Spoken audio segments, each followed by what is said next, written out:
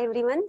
आज हम आपका जीके का पहला सेशन लेंगे जीए का। तो देखते हैं, पहले हम थोड़ा सा ब्रॉड आउटलाइन को हम समझते हैं, then we will start one by one. ठीक है, तो सबसे पहले हम देखते हैं आपका जीके जनरल अवेयरनेस में मेनली हमें कवर कैसे करना है इस टॉपिक को। ठीक है, बिकॉज जीके जो है ना आपका बहुत वास्ट होता है एक तरीके से, तो उसको कवर करने के लिए आपको पहले थोड़ी आउटलाइन को समझना इंपॉर्टेंट है। तो जब जीके में हम आपका कवर करते हैं तो फर्स्ट थिंग जो हमें करनी है वो होता है आपका स्टैटिक जीके।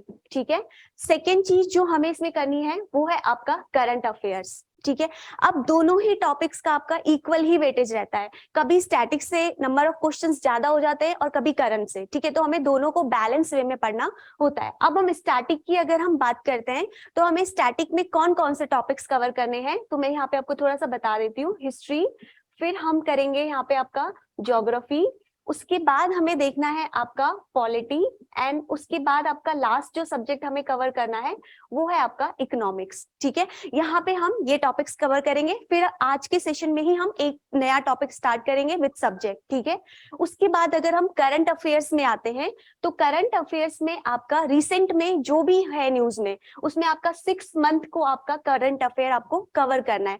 अब इसमें भी कुछ आपके टॉपिक्स हैं जो स्पेसिफिक हैं, जहां से एग्जाम में क्वेश्चंस बनते हैं। फॉर एग्जाम्पल स्पोर्ट्स में जितने भी न्यूज पर्सनालिटी में है वहां से आपके क्वेश्चंस बनेंगे। इसके बाद आपके आते हैं रैंकिंग से, उसके बाद आपके और क्वेश्चंस बनते हैं अपॉइंटमेंट से, जो भी आपके अपॉइंटमेंट हो रहे हैं रिसेंट में, यहाँ से आपके क्वेश्चंस बनते हैं। एंड इसके अलावा आपकी कैपिटल करेंसी जो भी न्यूज में चल रहा है, ये सारे हमें बुक्स एंड ऑथर्स, आपके करंट और इंटरनेशनल अफेयर्स जो भी न्यूज में है, all things are cover in the current affair section. ठीक है, तो आज के सेशन में हम पहले कवर करेंगे आपका स्टैटिक सब्जेक्ट को। तो स्टैटिक में हम स्टार्ट करते हैं, फर्स्ट टॉपिक आपका, फर्स्ट सब्जेक्ट जो हम कवर करेंगे पॉलिटी। ठीक है, आप एसएससी की प्रिपरेशन कर रहे हैं, आप बैंकिंग की किसी भी एग्जाम की कर रहे हैं, आप अगर प्रीवियस ईयर क्वेश्चंस को देखेंगे तो वहां पे आपको एवरी टाइम 1-2 क्वेश्चंस आपको मिल जाएंगे, मैक्सिमम 4 to 5 क्वेश्चंस भी रहते हैं। ठीक है, तो सबसे फर्स्ट सब्जेक्ट को हम स्टार्ट करते हैं, तो आप लोग ध्यान से देखेंगे एंड जो भी आपको डाउट्स होंगे आप कमेंट बॉक्स में पूछ लेंगे। ठीक है, तो स्टार्ट करते हैं। सबसे फर्स्ट सब्जेक्ट स्टैटिक का पहला सब्जेक्ट जो हम कवर कर रहे हैं वो है आपका पॉलिटी, या हम इसको बोलते हैं पॉलिटिकल साइंस। ठीक है, तो फर्स्ट सब्जेक्ट जो हम कर रहे हैं वो है आपका पॉलिटी। अब पॉलिटी क्या है इसको समझते हैं। देखिए, इसको समझना थोड़ा इजी पड़ जाता है। कैसे? आप अपने आसपास में जो चीजें हो रही है ना, उससे सब्जेक्ट को थोड़ा लिंक करिए।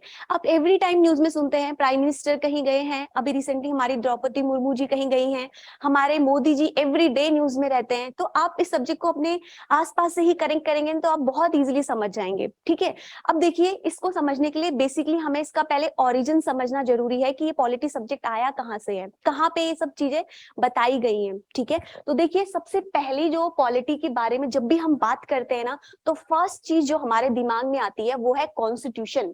सबसे पहले समझिए कॉन्स्टिट्यूशन क्या होता है, फिर हम इसके फीचर्स एंड आगे को हम कंटिन्यू करेंगे। सबसे पहले जो हमें समझना है कि कॉन्स्टिट्यूशन क्या है, किसको बोलते हैं हम, संविधान। ठीक है, कहाँ पे ये चीजें लिखी गई हैं, कहाँ से ये चीजें, अगर हम किसी रूल्स को फॉलो करते हैं, एक एग्जांपल से समझते हैं। देखिए, हम अपने घर में रहते हैं तो हमारे घर में हमारा लीडर, हमारे पेरेंट्स, माँ या पापा कोई एक होता है, तो हम उनके ही कंट्रोल में चलते हैं। वो जो रूल्स एंड रेगुलेशंस बनाते हैं हम उसी को फॉलो करते हैं। ठीक है, अगर हम नहीं करते हैं तो हमें पनिशमेंट मिलती है।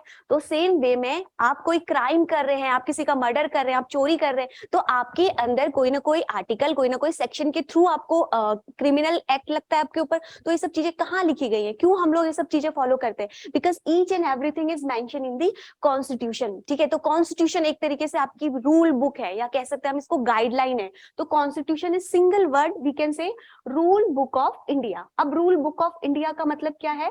इसमें वो सारी चीजें लिखी गई हैं जो एवरी सिटीजन को फॉलो करना है।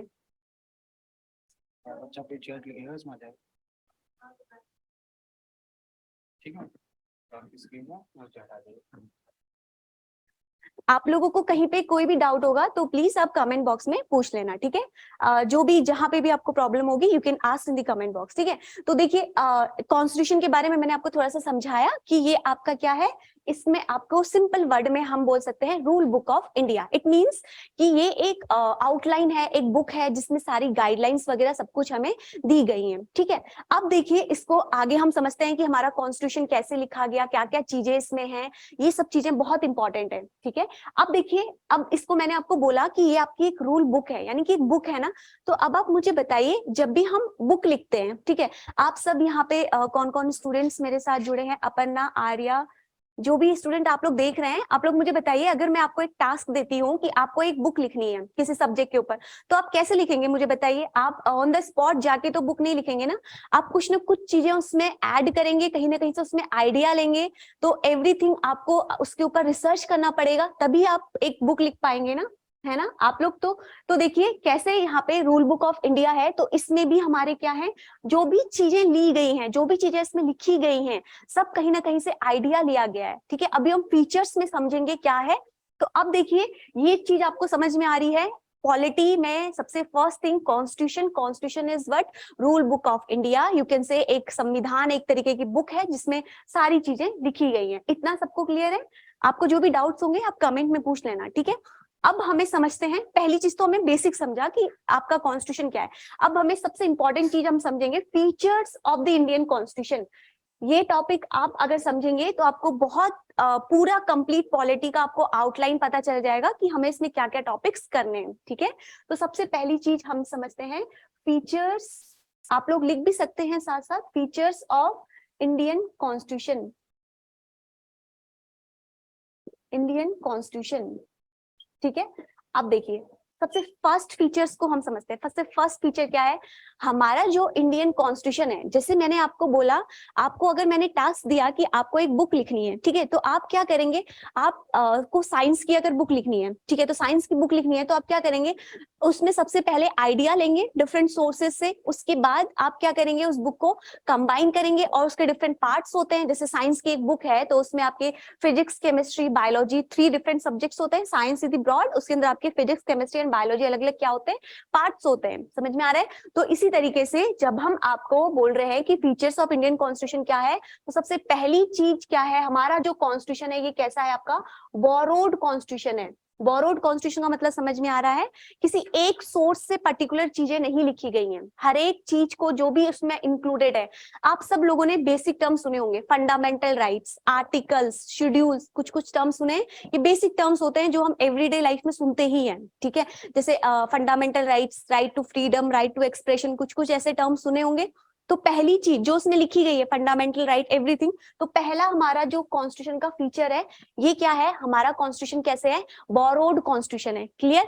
एग्जाम में आता है। अभी हम इसके फीचर्स आगे जब हम टॉपिक में करेंगे, बोरोड कॉन्स्टिट्यूशन के sources of the Indian constitution, उसमें हम देखेंगे फंडामेंटल राइट कौन सी कंट्री से लिया गया है, डीपीएसपी, आर्टिकल, शेड्यूल, हर एक चीज, प्रेसिडेंट, आपका वाइस प्रेसिडेंट, प्राइम मिनिस्टर, जो भी है, हर एक चीज को कौन सी कंट्री से लिया गया है। डायरेक्टली क्वेश्चन आते हैं, this source is borrowed from the which country, Irish constitution से लिया है, अमेरिकन कॉन्स्टिट्यूशन से लिया है, कहां से लिया है, ठीक है, ब्रिटिश कॉन्स्टिट्यूशन से लिया है।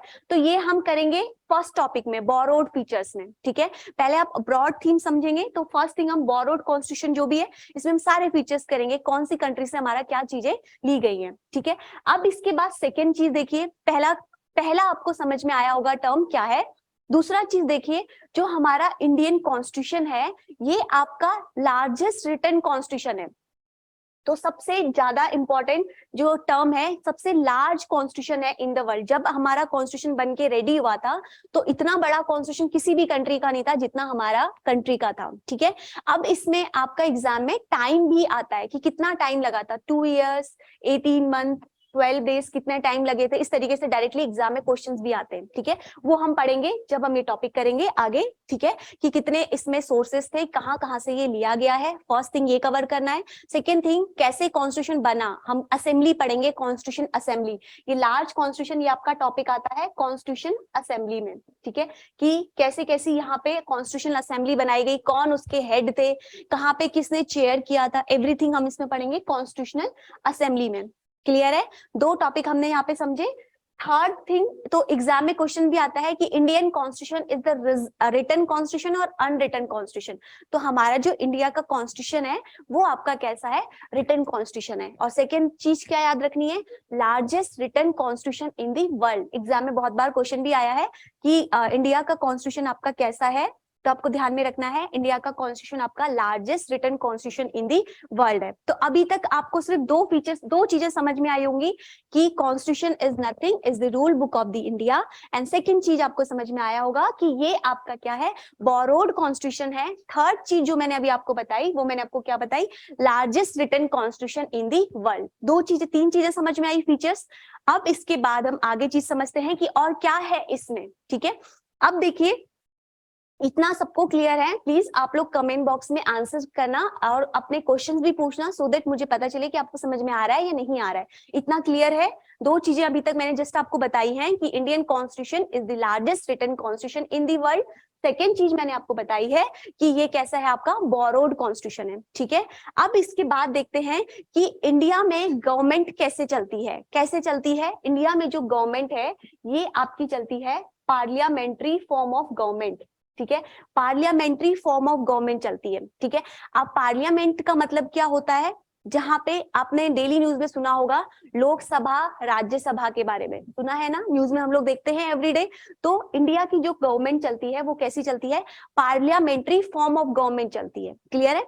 तो इसको हम पढ़ेंगे लोकसभा राज्यसभा इन डिटेल पढ़ेंगे, because every time parliament topic बहुत इंपॉर्टेंट है, यहाँ से आपके क्वेश्चंस बनते हैं, ठीक है। अब इसके बाद हमें समझना है इंडिया में जो गवर्नमेंट चलती है, पहली चीज तो हमने समझी पार्लियामेंट्री फॉर्म ऑफ गवर्नमेंट है। पार्लियामेंट्री फॉर्म ऑफ गवर्नमेंट क्यों है, देखिए अगर आप इसको कंपैरिजन करेंगे अमेरिका के कॉन्स्टिट्यूशन से, ठीक है। अब देखिए अमेरिका के कॉन्स्टिट्यूशन में कैसी चलती है, प्रेसिडेंटल फॉर्म ऑफ गवर्नमेंट चलती है। तो दोनों में क्या डिफरेंस होता है, देखिए पार्लियामेंट्री फॉर्म ऑफ गवर्नमेंट वो गवर्नमेंट होती है जहां पे पावर डिवाइडेड होती है, लोकसभा राज्यसभा और प्रेसिडेंट के पास कंप्लीट पावर नहीं होती है। लेकिन प्रेसिडेंशियल फॉर्म ऑफ गवर्नमेंट क्या होती है, जहां पे कंप्लीट पावर किसके पास होती है, प्रेसिडेंट के पास होती है, ठीक है। तो अमेरिका की जब हम बात करते हैं तो अमेरिका में आपकी कैसी गवर्नमेंट है, वहां पे पार्लियामेंट्री फॉर्म ऑफ गवर्नमेंट नहीं है, वहां पे प्रेसिडेंटल फॉर्म ऑफ गवर्नमेंट है। वहां पे पावर ज्यादा किसके पास है, आपकी प्रेसिडेंट के पास है, ठीक है। तो दूसरी चीज हमने ये समझी इंडिया में फॉर्म ऑफ गवर्नमेंट कैसे चलती है। अब कितने लेवल पे चलती है, again third thing is 3 tier government चलती है, वेरी इंपॉर्टेंट है। कितने टेयर पे चलती है, एग्जाम में क्वेश्चन भी आया है, इंडिया में जो गवर्नमेंट चलती है कितने लेवल पे चलती है। लेवल को हम लोग यहाँ पे टेयर या टायर आप कुछ भी बोल सकते हैं, 3 टेयर पे गवर्नमेंट चलती है। कैसे चलती है, देखिए एक एग्जाम्पल से समझते हैं कि कैसे 3 टेयर का मतलब क्या होता है, ठीक है। जब भी हम अपने आप को इंट्रोड्यूस करते हैं, आप लोग अपने आप को जब भी इंट्रोड्यूस करते हैं तो आप लोग कैसे इंट्रोड्यूस करते हैं, फर्स्ट आप लोग बताते हैं, फर्स्ट आपका रिप्रेजेंटेशन किस पे होता है, आपकी कंट्री के बेस पे होता है ना, कि आप पर्टिकुलरली किस कंट्री से हैं। पहला रिप्रेजेंटेशन हमेशा आपकी किसका होता है, कंट्री का होता है।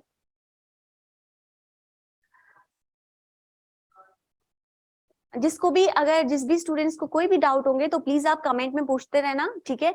तो मैं आपके ऑल क्वेश्चंस के आंसर्स देते रहूंगी, आप मुझे कमेंट में पूछते रहना, ठीक है। तो देखिए फर्स्ट 3 टेयर, अभी मैं आपको समझा रही थी कि 3 टेयर गवर्नमेंट क्या होती है। फर्स्ट ईयर देखिए, फर्स्ट ईयर होती है कि आप अपनी कंट्री को रिप्रेजेंट करते हैं, ठीक है। सेकेंड चीज क्या होती है, आप जैसे मैंने अपने आप को इंट्रोडक्शन करा तो मैं क्या बताती हूँ कि मैं इंडिया कंट्री है मेरी। सेकेंड आप क्या बताते हैं, स्टेट, ठीक है। तो आपने 2 चीज तो बता दी, पहला आपने बता दिया कि पर्टिकुलरली आपकी ये कंट्री है, सेकेंड आपने बता दिया आपका ये स्टेट है, और थर्ड आपका क्या होता है, थर्ड होता है आपका लोकल, या जिसको हम लोग बोलते हैं डिस्ट्रिक्ट। पर्टिकुलरली आप किसी पर्टिकुलर डिस्ट्रिक्ट से बिलोंग करेंगे। तो 3 टीयर का मतलब आपको समझ में आ रहा है। फर्स्ट ईयर आपकी सेंट्रल लेवल पे चलती है, जो कि आपकी होती है कंट्री की हेड, जो कि उसकी कैपिटल होती है, वहां पे आपको मिलेगा। जैसे इंडिया की कैपिटल न्यू दिल्ली है, तो सेंट्रल लेवल पे जो गवर्नमेंट चलेगी वो आपकी कहाँ से चलेगी, दिल्ली से। सारी चीजें आपको यहीं पे मिलेंगी, आप देख लेंगे president house, parliament, supreme court, everything कहाँ पे होगा, आपका सेंट्रल लेवल पे। तो फर्स्ट कहाँ पे चलेगी, आपकी कंट्री लेवल पे। क्लियर है? सेकेंड आपका कहाँ पे चलता है, स्टेट लेवल पे। जैसे फंक्शनिंग सेंटर लेवल पे होती है वैसे ही फंक्शनिंग स्टेट लेवल पे भी होती है, ठीक है। उसके बाद थर्ड है आपका डिस्ट्रिक्ट लेवल, या हम इसको बोलते हैं लोकल लेवल, ये आपका आता है थर्ड टियर। अब थर्ड टियर का मैं आपको एग्जांपल देती हूँ, यहाँ से बहुत बार क्वेश्चंस आए हैं। आपने पंचायत राज म्युनिसिपैलिटीज का नाम सुना होगा, पंच जहाँ पे डिसीजन लेते हैं 5 मेंबर्स, तो वो कैसे लेते हैं, उनको भी पावर दी गई है, कहाँ दी गई है, कॉन्स्टिट्यूशन में, इसीलिए उनके पास भी आपकी क्या होती है, पावर होती है। तो 3 टियर अलग अलग लेवल पे डिवाइडेड है, सेंटर लेवल पे फर्स्ट वन, सेकेंड आपका कहाँ पे, स्टेट लेवल पे, एंड थर्ड वन इज आपका डिस्ट्रिक्ट या फिर लोकल लेवल पे, ठीक है। तो ये हमने 3 टियर गवर्नमेंट समझी। तो हमने कुछ बेसिक बहुत छोटी सी चीजें हमने समझी कि क्या है, बोरोड है हमारा कॉन्स्टिट्यूशन, लार्ज फीचर है। एक और चीज आती है कि हमारा जो कॉन्स्टिट्यूशन है क्या ये बहुत ज्यादा रिजिड है या फिर हमारा कॉन्स्टिट्यूशन बहुत ज्यादा फ्लेक्सिबल है, ठीक है। बहुत ज्यादा रिजिड है या बहुत ज्यादा फ्लेक्सिबल है। रिजिड का मतलब क्या होता है, ऐसा कॉन्स्टिट्यूशन जिसमें चीजों को ऐड करना या चेंजेस करना बहुत इम्पॉसिबल है, ठीक है। और फ्लेक्सिबल का मतलब क्या होता है, जिसमें चीजें हम बहुत इजीली ऐड ऑन कर सकते हैं। दोनों ये अलग अलग टर्म्स हैं, रिजिड और फ्लेक्सिबल। तो इंडिया का कॉन्स्टिट्यूशन कैसा है, इंडिया का कॉन्स्टिट्यूशन रिजिड है या फिर फ्लेक्सिबल है? तो हमारा कॉन्स्टिट्यूशन ना ही बहुत ज्यादा रिजिड है और ना ही बहुत ज्यादा फ्लेक्सिबल है, बीच में लाई करता है। समझ में आ रहा है? मतलब इतने इजीली आप कोई चीज ऐड नहीं कर सकते और इतने इजीली आप कोई चीज में लाना भी डिफिकल्ट नहीं है। With the help of amendment हम उसमें कोई भी चीज क्या कर सकते हैं, ऐड कर सकते हैं। समझ में आ रहा है? तो ये मैंने आपको कुछ बेसिक चीजें बताई। अभी मैं आपको मेन टॉपिक की तरफ ले जाऊंगी जहां से एग्जाम्स में क्वेश्चन बनते हैं। तो ये आपको कुछ बहुत समझ में आया, थोड़ा बहुत क्लियर है इतना? प्लीज आप में से जो भी हैं कमेंट में प्लीज आंसर करेंगे। अपर्णा, आर्या, आप लोग जो भी हैं, प्रियांशी, इतनी चीजें आपको समझ में आई? बेसिक आउटलाइन क्या है constitution, Indian constitution is the borrowed constitution. कहाँ से क्या बोरो किया है हम पढ़ेंगे आगे। उसके बाद लार्जेस्ट रिटन कॉन्स्टिट्यूशन, उसके बाद आपका 3 टियर गवर्नमेंट। यस मैम, हाँ सलोनी, यस मैम। कोई डाउट हो तो प्लीज कमेंट में आप पूछ लेना, ठीक है। ये बेसिक चीजें समझ में आई, 3 टियर का मतलब समझ में आया। अब देखिए पॉलिटी में ना कुछ टर्म्स होते हैं, मैथमेटिक्स की तरह है पॉलिटी। अगर आपको कंसेप्ट क्लियर है तो एक भी क्वेश्चन गलत नहीं होगा, ठीक है। बिकॉज डायरेक्टली जैसे मैथ्स में फॉर्मूला लगता है ऐसे ही यहाँ पे कंसेप्ट लगते हैं, ठीक है। अब देखिए यहाँ पे इश्यू क्या है, एक आपको जो समझना है इंपॉर्टेंट, ये चीजें आपको क्लियरिटी के साथ समझनी है। बेसिक से समझेंगे तो आपको समझ में आएगा। ब्रॉड थीम आप समझ गए, पॉलिटी में कुछ नहीं पढ़ना है, जो सराउंडिंग में है पूरी गवर्नमेंट सिस्टम पढ़नी है। तो गवर्नमेंट सिस्टम कहाँ पे रन करती है, अलग अलग लेवल्स पे रन करती है। पहला लेवल आपकी कहाँ पे करती है, सेंट्रल लेवल पे करती है, जो पूरी कंट्री को रिप्रेजेंट कर रही है। सेकंड लेवल कहाँ पर करती है आपकी, स्टेट लेवल पे। और थर्ड कहाँ पे करती है, डिस्ट्रिक्ट लेवल पे। इतना समझ में आया? दूसरी चीज मैंने आपको क्या बताई कि हमारा जो कॉन्स्टिट्यूशन है कैसा है, बोरोड कॉन्स्टिट्यूशन है। इतना मैंने आपको समझाया। थर्ड मैंने आपको क्या बताया, हमारा जो कॉन्स्टिट्यूशन था सबसे ज्यादा टाइम इसने लिया इसको बनाने में, तो largest constitution in the world. तो एग्जाम में क्वेश्चन आता है which country has the largest constitution in the world, तो correct answer is the India, ठीक है। अगला है आपका 3 टियर, ये हम समझ गए। अब हम मूव करते हैं फर्स्ट बेसिक कंसेप्ट की तरफ, ठीक है। यहां तक सबको क्लियर है ना? चलिए अब हम पहला हम समझेंगे कॉन्स्टिट्यूशन में। आप सब लोगों ने एक बात मुझे कमेंट में आंसर करेंगे इस चीज का, आप सब लोगों ने आर्टिकल, शेड्यूल्स, पार्ट्स, ये नेम सुने हैं? प्लीज आंसर करो तो कमेंट में। आप सब ने ये सब नेम सुने हैं, आर्टिकल, शेड्यूल, कहीं ना कहीं कुछ ना कुछ तो सुना होगा। बताएंगे मुझे कमेंट में, किसी ने सुना है जो बच्चे हैं यहाँ पे? क्या होते हैं आर्टिकल्स, क्या होते हैं शेड्यूल्स, कुछ ऐसा कुछ टर्म सुना है? प्लीज सलोनी, प्रियांशी, आप सब जो भी देख रहे हैं बच्चों प्लीज आंसर करेंगे। क्या आप सब लोगों ने ये टर्म सुने हैं? बेसिकली आर्टिकल, शेड्यूल्स, कुछ कुछ बेसिक टर्म्स होते हैं। तो एग्जाम में यहाँ से एवरी टाइम क्वेश्चन आते हैं कि ये कौन सा आर्टिकल है, किस चीज से रिलेटेड है। आप लोग बताएंगे मुझे कमेंट में, आप सब लोगों ने ये सब टर्म सुने हैं? बेसिकली कुछ कुछ बेसिक टर्म सुने हैं? आर्टिकल्स क्या होते हैं, शेड्यूल्स क्या होते हैं, कौन कौन से पार्ट्स होते हैं, ठीक है। चलिए मैं आपको पहले थोड़ा सा कॉन्स्टिट्यूशन में, जब हमारा कॉन्स्टिट्यूशन बन के रेडी हुआ था उस समय की थोड़ा सा बैकग्राउंड में आपको समझाती हूँ, उसके बाद हम आगे मूव करेंगे। तो देखिए सबसे पहली चीज जो आपको समझनी है, फर्स्ट थिंग क्या है, सबसे पहली चीज जो समझनी है, जो हमारा कॉन्स्टिट्यूशन है, हमारा जो कॉन्स्टिट्यूशन है, अब इसको समझेंगे। देखिए अब इसको आप बहुत इजी वे में समझेंगे। कॉन्स्टिट्यूशन जो है बच्चों, इसमें देखिए ये मैंने आपको बताया कि हमारा कॉन्स्टिट्यूशन एक कुछ नहीं है, रूल बुक ऑफ इंडिया है, ठीक है। तो अब एक बुक है, तो बुक में क्या होते हैं, आप मुझे बताइए बुक में क्या क्या चीजें होती हैं। वही मैं आपको आर्टिकल और वही मैं आपको पॉलिटी के टर्म में समझाऊंगी, ठीक है। पॉलिटी में कुछ कुछ वर्ड्स हैं जिसका मतलब आपको पता होना चाहिए, इस वर्ड का मतलब क्या होता है। देखिए बुक होती है जब एक बुक से इसको कंपैरिजन करते हैं हम कॉन्स्टिट्यूशन को, ठीक है। अब बुक में देखिए क्या होता है, जैसे आपके सामने कोई भी सब्जेक्ट की बुक है, फॉर एग्जांपल मैं आपके सामने ले लेती हूँ साइंस की बुक, ठीक है।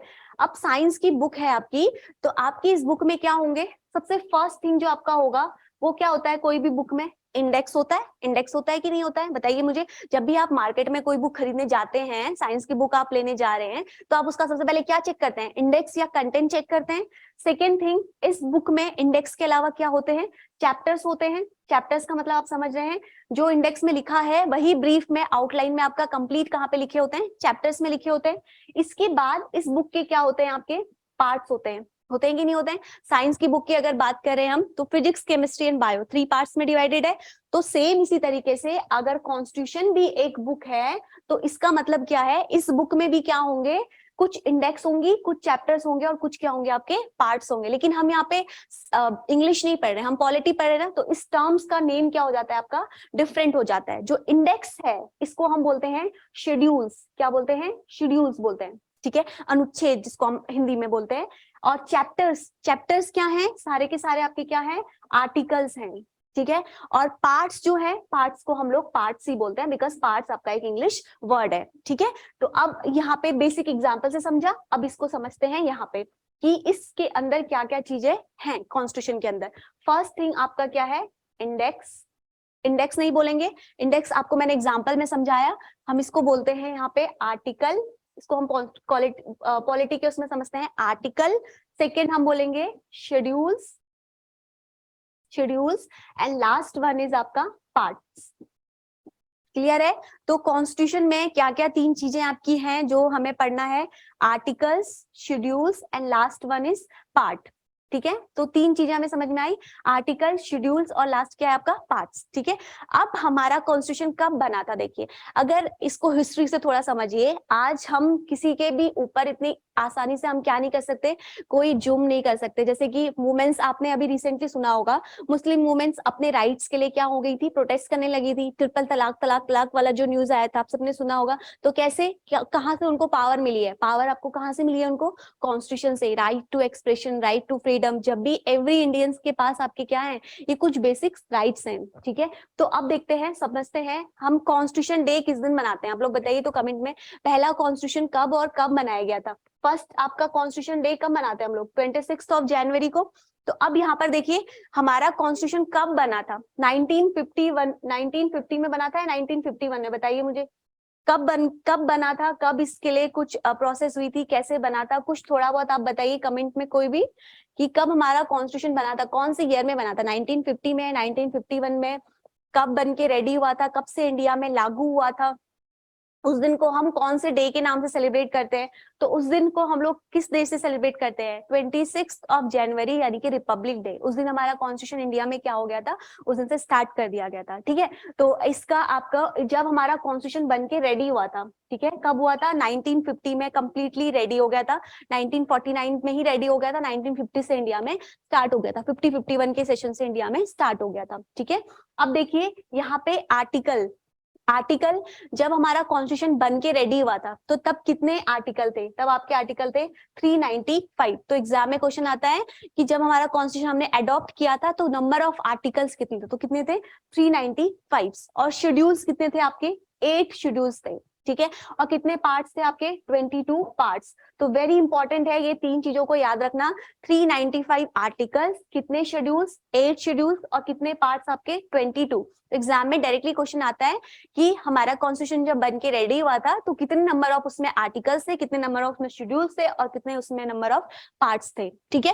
तो ये तो तब की बात है जब हमारा कॉन्स्टिट्यूशन बन के रेडी हो गया था। तो देखिए उस टाइम पे ही जब हमारा कॉन्स्टिट्यूशन बना था, तभी उसमें 395 आर्टिकल्स, 8 शेड्यूल्स और 22 पार्ट्स थे। इसीलिए तो हमारा कॉन्स्टिट्यूशन को बनाने में सबसे ज्यादा टाइम लगा, 2 इयर्स का टाइम लगा कंप्लीटली, आप देखेंगे तो अप्रॉक्स 3 इयर्स।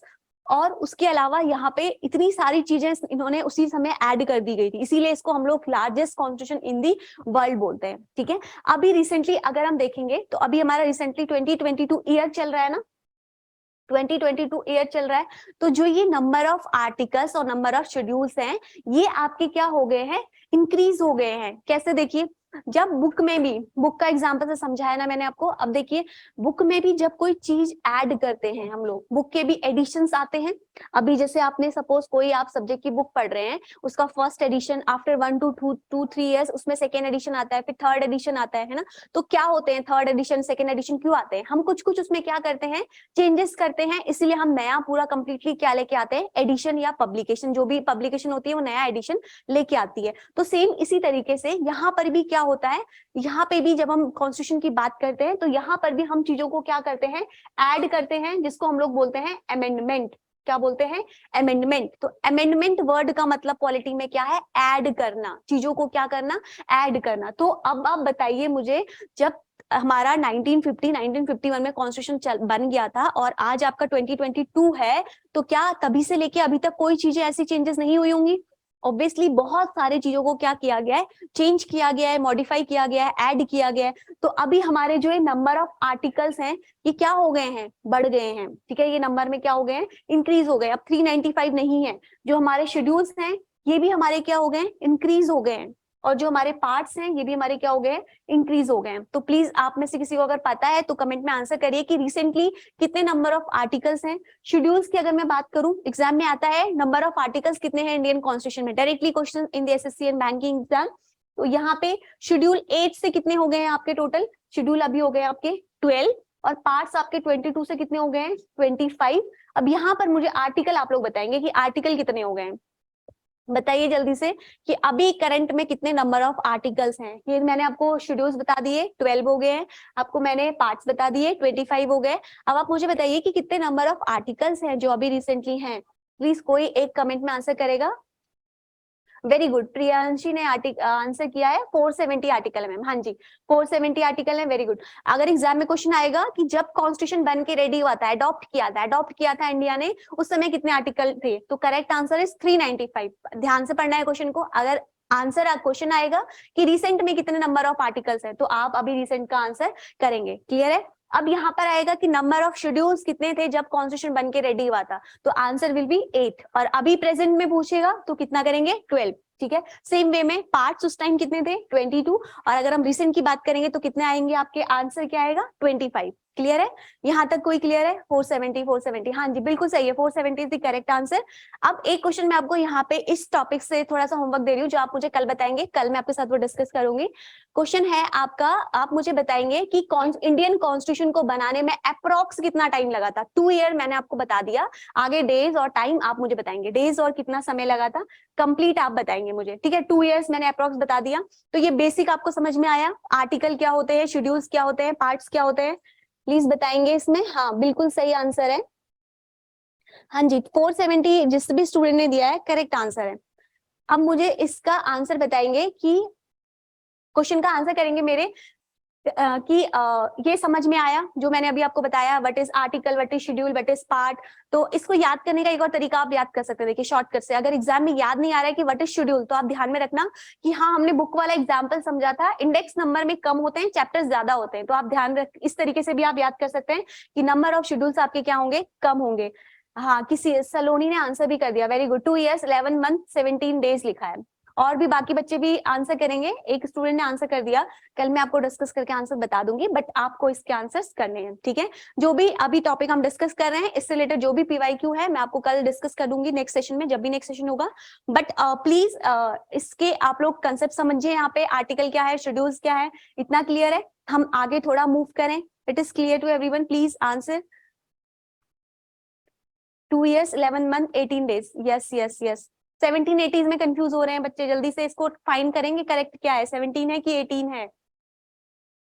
एक और चीज मैं आप लोग को बताना चाहूंगी कि देखिए अगर पॉलिटी में क्या होता है ना, बहुत सारे आर्टिकल्स वगैरह गूगल में गलत दिए रहते हैं, तो आप उसमें नहीं घुसेंगे कि हाँ गूगल में ये लिखा है तो this will be the correct answer, but not, ऐसा नहीं होता है। ठीक है, वो चीज ध्यान में रखनी है।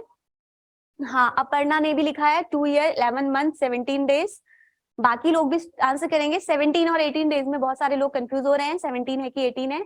आप लोग अभी थोड़ा मेहनत करिए, मैं आपको आंसर बताऊंगी नेक्स्ट सेशन में। ठीक है, मुझे पहले बताइए ये समझ में आया जो मैंने अभी आपको बेसिक बताया कि आर्टिकल क्या होते हैं, शेड्यूल क्या होते हैं, एग्जाम में क्वेश्चन आएगा तो गलत नहीं करेंगे ना। मुझे बताइए, फिर हम नेक्स्ट टॉपिक की तरफ मूव करते हैं, जल्दी बताइए क्या हम अगले टॉपिक की तरफ जाएं। आपको समझ में आया, यस मैम, क्लियर है ना सबको? आर्टिकल शेड्यूल्स समझ में आ रहा है ना, क्या होते हैं आर्टिकल शेड्यूल्स? अब हम सबसे मेन एक टॉपिक को ब्रॉड थीम समझेंगे। हाँ हाँ जी, हाँ जी, ठीक है, सबको क्लियर है ना? चलिए अब एक बेसिक बहुत बड़ी चीज समझेंगे। अगर आपने वो बेसिक ब्रॉड थीम समझ ली तो आपको बहुत सारी चीजें बहुत इजीली समझ में आ जाएंगी, ठीक है? तो बेसिक आज हमने थोड़ी सी चीज बताई मैंने आपको, अब हम समझते हैं अगला इंपॉर्टेंट टॉपिक को, ठीक है? चलिए मेरे साथ आप लोग भी नोट करेंगे, और जहां पर भी डाउट होगा प्लीज बिना डाउट के नहीं बैठना है, ठीक है? तुरंत पूछ लेना मेरे से क्या होगा इसका आंसर। मूव करते हैं ना? चलिए अब नेक्स्ट टॉपिक को हम समझते हैं। नेक्स्ट टॉपिक है आपका सबसे इंपॉर्टेंट टॉपिक है सेंटर गवर्नमेंट स्ट्रक्चर। हेडिंग डालेंगे सेंट्रल गवर्नमेंट स्ट्रक्चर, ठीक है? आज मैं आपको बेसिक बता रही हूँ थोड़ा बहुत पॉलिटी का। कल मैं आपको थोड़ा सा नेक्स्ट सेशन में आपको मैं सिलेबस भी लिखवा दूंगी, एंड उसके अलावा उसी अकॉर्डिंग हम प्रोसीड करेंगे।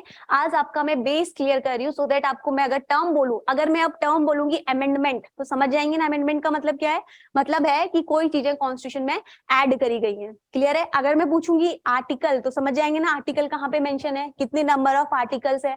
अब मैं बोलूंगी शेड्यूल्स, तो आपको शेड्यूल्स भी पता होने चाहिए, ठीक है? अब एक चीज देखिए, यहाँ पे एक कंफ्यूजन आता है कि 470 नंबर ऑफ आर्टिकल्स हैं, तो क्या इतने सारे आर्टिकल याद करना इंपॉर्टेंट है? नहीं, बिल्कुल भी नहीं। जहां पे हम जो टॉपिक पढ़ेंगे मैं इंपॉर्टेंट आर्टिकल आपको साथ के साथ बता दूंगी, उसके अलावा आपको कोई भी आर्टिकल याद करने की जरूरत नहीं है, ठीक है? तो चलिए अब सेंट्रल गवर्नमेंट स्ट्रक्चर समझते हैं, ये बहुत इंपॉर्टेंट है, इसको ब्रॉड आप समझिए। क्या है central government structure? Central government structure का मतलब आपको समझ में आ रहा है कि किस तरीके से गवर्नमेंट फंक्शन करती है, क्या इसकी 3 बॉडीज हैं।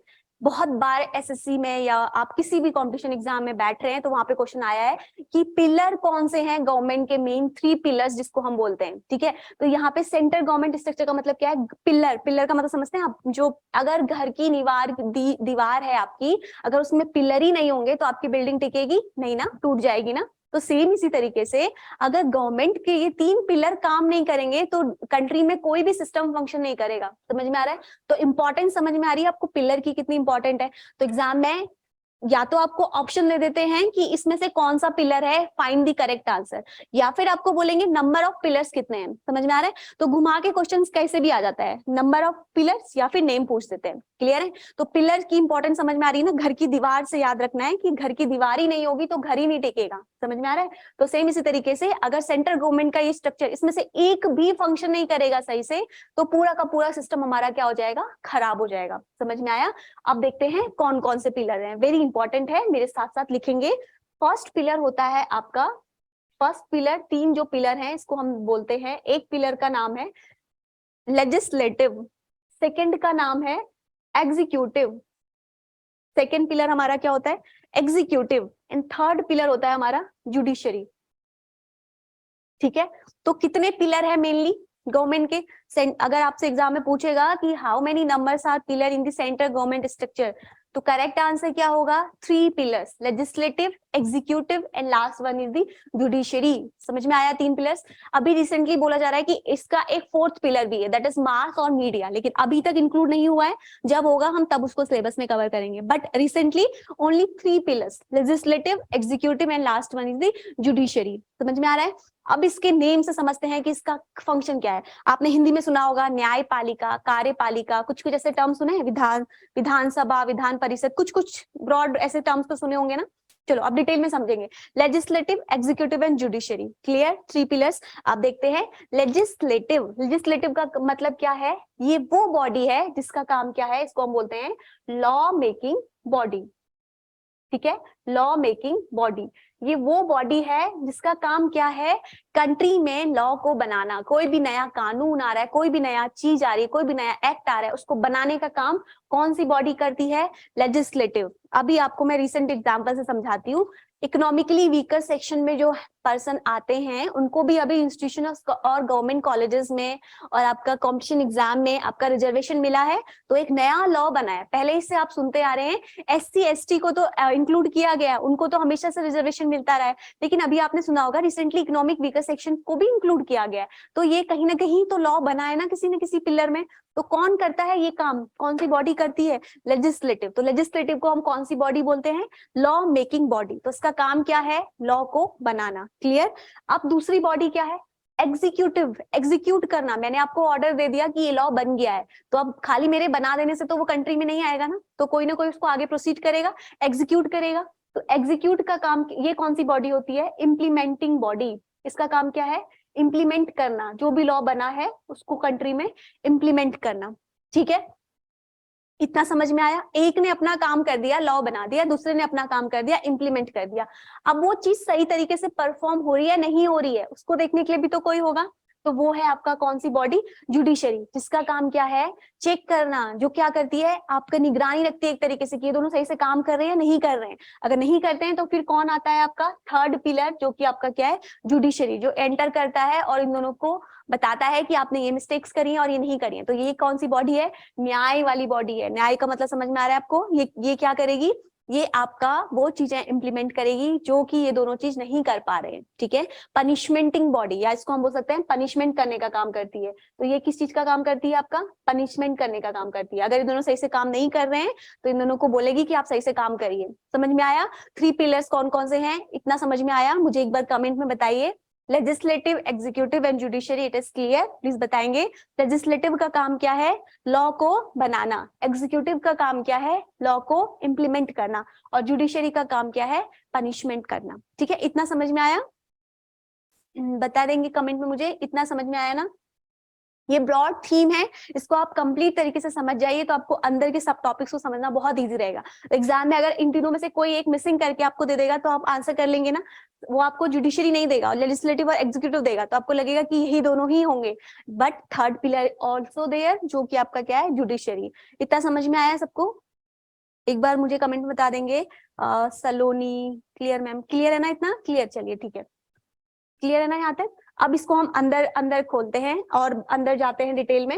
अब ये तो हमने समझ दिया कि इनका मेन काम कौन है, अब करता कौन है इसको समझना है हमें। ठीक है, चलिए अभी मैंने आपको कितने टेयर बताए थे, मुझे जल्दी से कमेंट में आंसर करेंगे। 3 टेयर कौन कौन से बताए थे? अभी मैंने जस्ट आपके सामने एक्सप्लेन किया था ना। एक मैंने आपको बताया था सेंटर, दूसरा मैंने आपको बताया था स्टेट। बताया था कि नहीं? कमेंट में बताएंगे अभी। सेंटर और दूसरा कौन सा बताया था? स्टेट। जो काम मैंने अभी आपको, इसलिए मैंने आपको स्टार्टिंग में 3 टेयर समझाया। 3 टेयर का मतलब क्या होता है? सेंटर, स्टेट और थर्ड वन इज लोकल या डिस्ट्रिक्ट। तो मैंने अभी आपको समझाया था सेंटर लेवल पे गवर्नमेंट चलती है, सेम तरीके से स्टेट लेवल पे, और लास्ट कहाँ पे चलती है? आपकी लोकल लेवल पे। ठीक है, तो मैंने आपको ये भी बताया था अभी थोड़ी देर पहले ही सेशन में कि सेंटर लेवल पे जो फंक्शनिंग होती है सेम तरीके की फंक्शनिंग कहाँ पे भी होती है? स्टेट लेवल पे भी होती है। समझाया था ना? तो देखिए सेंट्रल लेवल पे हाँ वेरी गुड, आंसर भी आए हैं बच्चों के, लोकल या district. Very good very good. तो देखिए सेंट्रल लेवल पे कौन सी बॉडी, जो बॉडी काम सेंट्रल लेवल पे करती है वैसा ही सेम फंक्शनिंग कहाँ पे होता है? लोकल लेवल पे, स्टेट लेवल पे होता है। एग्जाम्पल से समझाती हूँ आपको मैं। पीएम होते हैं सेंट्रल लेवल पे, है ना? मोदी जी तो एक ही है, वो तो हर स्टेट में नहीं जाते। तो हर स्टेट के क्या होते हैं? सीएम होते हैं। जो काम सेंटर पे पीएम करता है वही काम स्टेट पे कौन करता है? सीएम करता है। समझ में आ रहा है? दोनों में जैसा फंक्शनिंग सेंटर पे होता है वैसा ही फंक्शनिंग कहाँ पे भी होता है? स्टेट में भी होता है। क्लियर है? तो अब यहाँ पे भी जब लॉ बनाने की भी बात आएगी ना, तो जैसा लॉ सेंटर पे बनेगा वैसा ही लॉ स्टेट में भी बनता है। देखिए जैसे आप देखते हैं ना कि सेंटर ने लॉ पास किया तो हर एक स्टेट को इंप्लीमेंट करना है, तो सेंटर जब भी लॉ पास करेगी, देखिए हायर जो होगा वो जब भी लॉ देगा तो लोअर को मानना ही पड़ेगा। समझ में आ रहा है? लेकिन लोअर जो भी लॉ बनाएगा तो हायर के मन में है, अगर उसको करेगा मन कि हाँ ये सही बात है तो ही वो इंप्लीमेंट करेगा, अदरवाइज नहीं करेगा। ठीक है, तो दोनों में डिफरेंस होता है, दोनों की फंक्शनिंग में। तो अब यहाँ पर समझते हैं कि सेंटर लेवल पे लॉ बनाने का काम कौन करता है। तो आप सब लोगों ने सुना होगा, इसका नाम तो बहुत फेमस है, पार्लियामेंट। कौन करती है?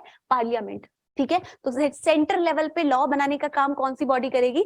पार्लियामेंट। अब मैंने आपको बताया जैसी फंक्शनिंग सेंटर लेवल पे होती है वैसी स्टेट में भी होती है। तो यहाँ पे पार्लियामेंट कर रही है तो यहाँ पे आपका आता है लेजिस्लेटिव, लेजिस्लेशन बोलते हैं या लेजिस्लेटिव आप बोल सकते हैं, लेजिस्लेशन। ठीक है, अब देखिए पार्लियामेंट आप में आपके 2 हाउसेज है। इसको थोड़ा सा मैं पहले आपको ब्रॉड बता देती हूँ, फिर हम अगली बॉडी पे मूव करेंगे। तो यहाँ पर देखिए पार्लियामेंट में आपके 2 हाउसेस हैं। एक होती है लोकसभा, पहली होती है आपकी लोकसभा, दूसरी होती है आपकी यहाँ पे राज्यसभा। सेकंड बॉडी कौन सी है? राज्यसभा। तो अब यहाँ पर ये नाम सबने सुना है, लोकसभा राज्यसभा? मुझे बताइए तो जरा कमेंट में। लोकसभा राज्यसभा का नाम तो सबने सुना होगा। लोकसभा क्या करती है, राज्यसभा क्या करती है? लोकसभा और राज्यसभा बहुत कॉमन टर्म है। ठीक है, लोकसभा और राज्यसभा क्या होती है मुझे बताएंगे एक बार कमेंट में, सुना है कि नहीं सुना है ये नाम, सुना है ना सबने?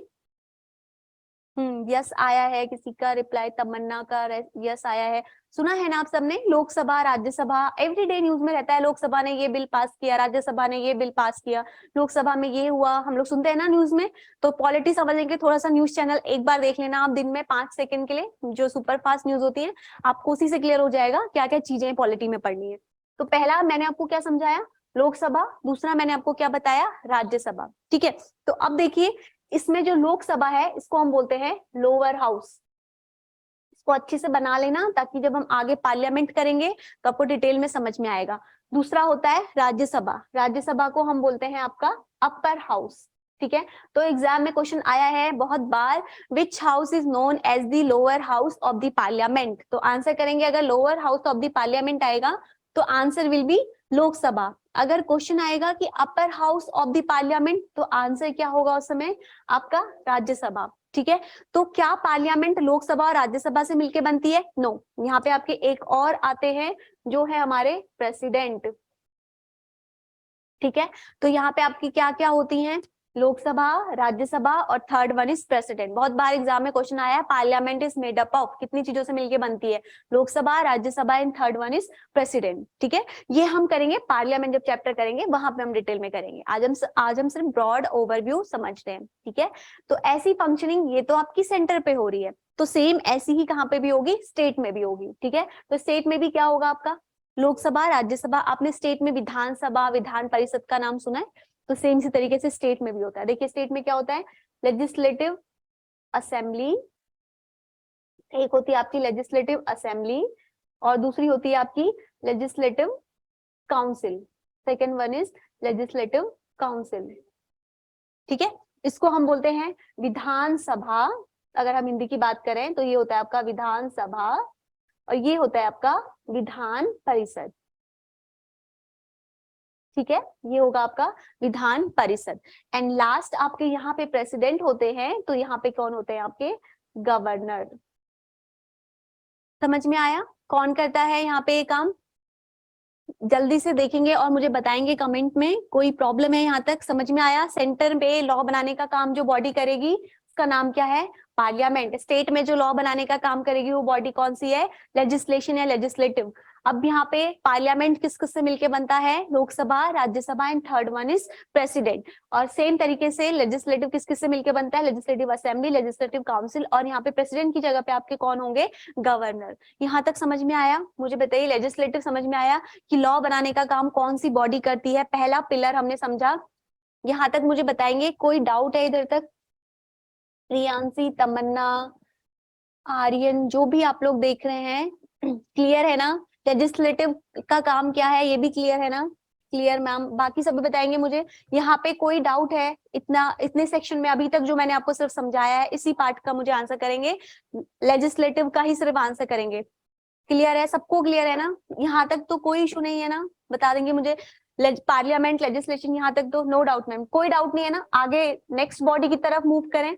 अब मुझे कमेंट में आंसर करिए, नेक्स्ट पिलर, नेक्स्ट बॉडी कौन सी है? लॉ बनाने का काम तो पार्लियामेंट ने कर लिया, अब इम्प्लीमेंट करने वाला जो काम है उस बॉडी को क्या बोलते हैं? प्रियांशी आंसर करेंगे जल्दी से, सेकंड पिलर कौन सा है गवर्नमेंट का? सेकंड पिलर को क्या बोलते हैं, जल्दी बताएंगे। फिर हम देखते हैं कि सेकंड पिलर में कौन सी बॉडी आती है और उनका काम क्या होता है। जल्दी जल्दी आंसर करो मुझे। Executive, very good, executive. Second body कौन सी है, एग्जीक्यूटिव। एग्जीक्यूटिव का काम क्या है जल्दी बताओ कमेंट में, अभी समझाया है मैंने आपको जस्ट। एग्जीक्यूटिव का काम क्या होता है, क्या करना होता है इसका काम? इसका काम तो लॉ बनाना था लेजिस्लेटिव का, एग्जीक्यूटिव का काम क्या होता है? किसने आंसर किया है? रूल पास करना, वेरी गुड, इम्प्लीमेंट करना या रूल को पास करना। ठीक है, लेजिस्लेटिव तो समझ लिया, अब एग्जीक्यूटिव में देखते हैं, एग्जीक्यूटिव का काम रूल को पास करना है। तो अब मुझे बताइए, रूल जो पास होते हैं तो ये सेंट्रल लेवल से भी होते हैं, स्टेट लेवल से भी होते हैं, या सिर्फ एक ही लेवल पे होते हैं? मुझे बताइए तो जल्दी से। 3 टियर मैंने आपको समझाया ना, सेंटर, स्टेट और डिस्ट्रिक्ट। तो मुझे बताएंगे आंसर कमेंट पे कि क्या सिर्फ सेंटर से रूल पास होते हैं, स्टेट से भी होते हैं, लोकल से भी होते हैं? बताइए मुझे जल्दी से। Both, both, very good, Priyanshi ने आंसर किया है बोथ, बिल्कुल सही बेटा, बोथ, दोनों जगह से होंगे। ठीक है, अब देखते हैं, चलिए सेकंड, यहाँ पे क्लियर है ना? सेकंड फंक्शन पे चलते हैं। अब हम लेजिस्लेटिव हमने समझ लिया, अब एग्जीक्यूटिव की तरफ जाते हैं। यहाँ तक क्लियर है ना? किसी को डाउट है प्लीज कमेंट में पूछ लेना, किसी को डाउट है तो। बोथ बोथ बिल्कुल सही, करेक्ट आंसर है आपका बोथ। चलिए सेकंड की तरफ मूव करते हैं हम। सेकंड बॉडी कौन सी थी? एग्जीक्यूटिव। एग्जीक्यूटिव। तो एग्जीक्यूशन भी कहाँ पे होता है? दोनों ही लेवल पे होता है। कौन कैसे? जैसे दोनों लेवल पे अगर हम ऊपर बात करें तो ये सेंटर लेवल हो गया, सेंटर के नीचे लेवल कौन सा आएगा? State level. क्लियर है? तो सेंटर लेवल पे कौन सी बॉडी है जो करती है ये सब काम? बताएंगे मुझे, कौन है जो लॉ को इम्प्लीमेंट करता है कंट्री में? हाँ बिल्कुल सही, पार्लियामेंट। पार्लियामेंट का काम क्या है? अगर एग्जाम में आपसे क्वेश्चन पूछे या कोई भी आपसे क्वेश्चन पूछे कि पार्लियामेंट का फंक्शन क्या है, उसका काम क्या है, तो क्या बोलेंगे? पार्लियामेंट का काम क्या है? कंट्री में लॉ को बनाना। तो पार्लियामेंट अकेले नहीं बनाती है, उसमें पावर डिवाइडेड है, Lok Sabha, Rajya Sabha and president. Lower house is the Lok Sabha, upper house is the Rajya Sabha. ठीक है, इतना समझ में आ गया ना? हाँ, पार्लियामेंट का काम था रूल को बनाना, इसका काम क्या है? इम्प्लीमेंट करना, इम्प्लीमेंट करेगा ये। ठीक है, तो अब देखिए सेंट्रल लेवल पे कौन करेगा, एग्जांपल से समझते हैं। पीएम का नाम सुना है आपने? पीएम क्या होते हैं? एग्जीक्यूट करते हैं लॉ को। ठीक है, आप जैसे देखते होंगे, एक एग्जाम्पल मैं आपको देती हूँ जिससे आप बहुत जल्दी कनेक्ट कर लेंगे। आप देखते हैं मोदी जी एवरीडे कहीं ना कहीं वो किसी न किसी कंट्री के साथ डील करते हैं। वो जाते हैं जैसे अमेरिका या फिर आपके किसी भी कंट्री में जाते हैं, तो बोलते हैं कि हम आपके साथ इस चीज का डील कर रहे हैं, हम ये चीज फिक्स कर रहे हैं, करते हैं, मतलब उन्होंने कोई चीज पास कर दी। ठीक है, अब पास कर दी तो उन्होंने बात तो बोल दी कि हम करेंगे, तो क्या उनके बोलने से वो बात हो जाती है? नहीं। क्यों? क्योंकि मैंने अभी आपको बताया कि जब तक पार्लियामेंट में सुप्रीम लीडर होते हैं हमारे प्रेसिडेंट, जब तक प्रेसिडेंट किसी भी डॉक्यूमेंट में, मेमोरेंडम, किसी भी चीज में साइन नहीं करते हैं, तब तक वो चीज इंप्लीमेंट नहीं होती है। क्यों? क्योंकि उनका काम है लॉ को पास करना। समझ में आया? पार्लियामेंट में पढ़ा था ना, थर्ड कौन थे? प्रेसिडेंट। और इनका काम क्या है? एग्जीक्यूट करना, लॉ को लाना कंट्री में। तो इसीलिए ये क्या काम करते हैं? आपका एग्जीक्यूशन का काम करते हैं। ठीक है, तो सेंट्रल लेवल पे आपके पीएम हो गए, तो स्टेट लेवल पे कौन होंगे? पीएम की जगह पे आपके कौन होते हैं? सीएम होते हैं। समझ में आ रहा है? इतना समझ में आ रहा है मैं जो बता रही हूँ आपको? बताएंगे मुझे कमेंट बॉक्स में कि इतना चीजें समझ में आई जो मैंने अभी आपको बताया, कि यहाँ पे कौन करेगा? पार्लियामेंट, सेंट्रल लेवल पे पीएम करेंगे। हाँ क्लियर है ना? बिल्कुल, डाउट्स के साथ नहीं बैठना है आपको, हर एक प्रॉब्लम जहां पे भी होगी पूछ लेना है। ठीक है, तो यहाँ पे आपका पीएम है, तो यहाँ पे आपके कौन है? सीएम है। उसके बाद आपने सुनी होगी काउंसिल ऑफ मिनिस्टर होती है। पीएम अकेले थोड़ी पूरी कंट्री को रन कर सकते हैं, उनके भी क्या होते हैं? सपोर्टर्स होते हैं, जिसको हम लोग क्या बोलते हैं? Council of minister. तो सेम इसी तरीके से लोकल लेवल पे भी आपके क्या होते हैं? सीएम के भी क्या होते हैं? सपोर्टर्स होते हैं, जिसको हम बोलते हैं, इनको भी हम बोलते हैं काउंसिल ऑफ मिनिस्टर। कुछ मिनिस्टर्स की 8 to 10 मिनिस्टर्स की आपकी काउंसिल होती है, जो इनको हेल्प करते हैं, जो इनको एडवाइस देते हैं। ठीक है, उन्हीं के उस पे ये अपना वर्क करते हैं। समझ में आ गया ब्रॉड थीम में? तो हमें पीएम सीएम भी हमें डिटेल में पढ़ना है। आपके एग्जाम में क्वेश्चन आता है पीएम को ओथ कौन दिलाता है, कैसे पीएम बनते हैं, सब कुछ हमें डिटेल में पढ़ना है। ये समझ में आया ना? Broad theme, executive body clear है ना? अब नेक्स्ट बॉडी की तरफ मूव करें, प्लीज कमेंट में बता दें मुझे, नेक्स्ट बॉडी की तरफ मूव करें, लास्ट बॉडी जो हमारी है। लास्ट बॉडी कौन सी है? जल्दी आंसर करो कमेंट में, लास्ट बॉडी कौन सी है? Third one. लेजिस्लेटिव समझ लिया, एग्जीक्यूटिव समझ लिया, वेरी गुड। किसी ने आंसर किया है? तमन्ना ने किया, very good very good. Third body is judiciary.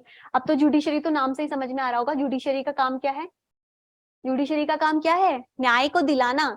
तो न्याय क्या सिर्फ स्टेट लेवल, सेंट्रल लेवल पे मिलता है? नहीं, आपको कहाँ पर भी मिलेगा? स्टेट लेवल पे भी मिलेगा, और आपको लोकल या डिस्ट्रिक्ट लेवल पे भी मिलेगा।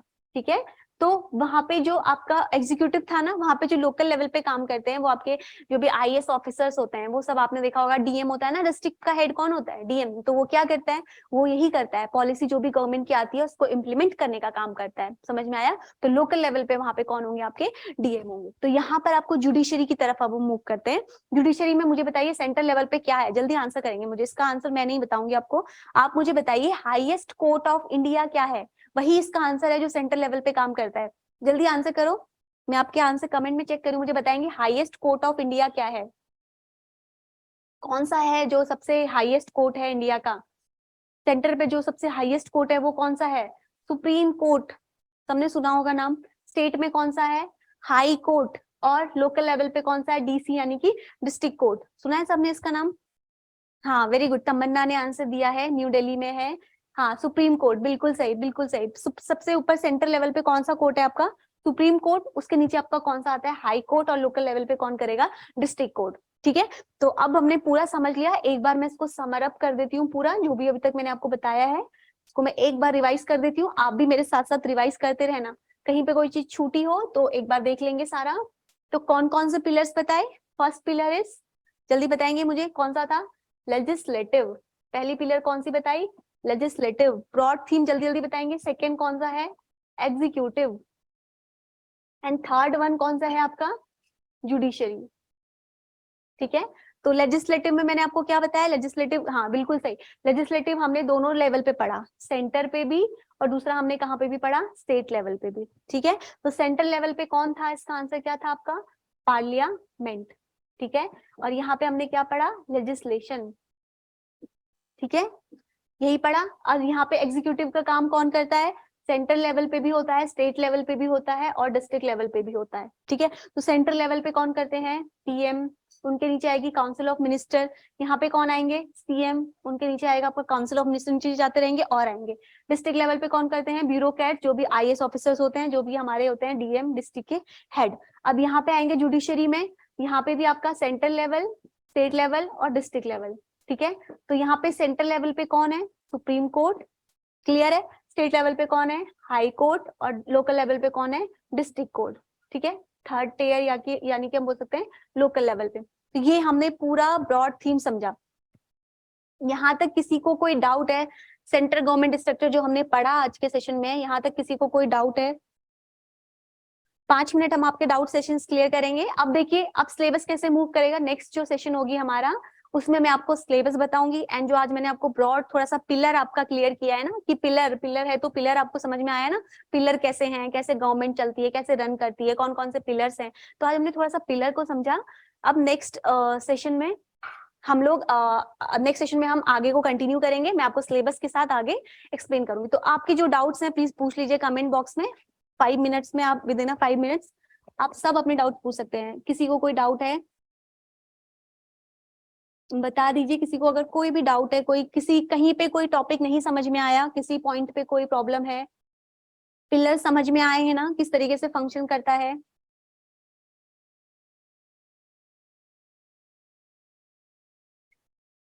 आंसर करिए जल्दी से अपन जो भी बच्चे हैं, सलोनी, आप लोग मुझे आंसर करिए, कोई डाउट है किसी को। यहाँ तक जितने भी टॉपिक्स अभी हमने समझे, बहुत बेसिक हमने समझा, कॉन्स्टिट्यूशन आर्टिकल, तमन्ना का मैसेज आया है, रिप्लाई नो डाउट मैम। किसी को भी डाउट है तो प्लीज पूछ लीजिए, 5 मिनट आपके जो भी डाउट्स हैं हम क्लियर करते हैं, नो डाउट। किसी को नहीं है ना, ये सब समझ में आ गया ना, लेजिस्लेटिव क्या होता है, एग्जीक्यूटिव क्या होता है, जुडिशरी क्या होता है। नेक्स्ट सेशन में मैं आपको सिलेबस बताऊंगी एंड उसके साथ मैं आपका आगे को कंटिन्यू करूंगी, कैसे कैसे आपको पढ़ना है। ये पिलर आपका क्लियर है ना, आपके माइंड में क्लियर क्लियर है ना, पिलर क्या होता है।